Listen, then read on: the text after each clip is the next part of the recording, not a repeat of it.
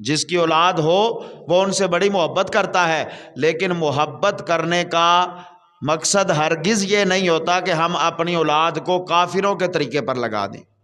محبت کرنے کا مقصد ہرگز یہ نہیں ہوتا کہ ہم اپنی اولاد کو ہندوؤں اور سکھوں کی رسموں پر لگا دیں۔ محبت کرنے کا طریقہ یہ ہوتا ہے کہ ان کے ساتھ محبت کی جائے، انہیں کھانا اچھا دیا جائے،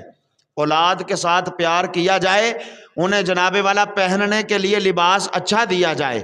اولاد کے ساتھ محبت کی جائے، انہیں کھانے کے لیے چیزیں اچھی میسر کی جائیں، ان کی تربیت اچھے طریقے کے ساتھ کی جائے،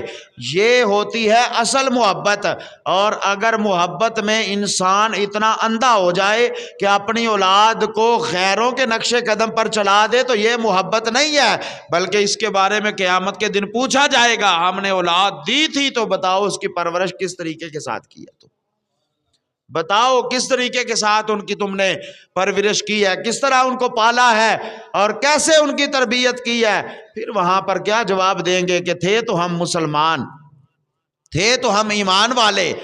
کلمہ تو ہم حضور کا پڑھتے تھے، امتی تو ہم سرکار کے تھے، لیکن اولاد کی محبت میں اتنے اندھے ہو گئے تھے کہ ہمیں پتہ ہی نہیں چلتا تھا کہ حلال کیا ہے اور حرام کیا ہے،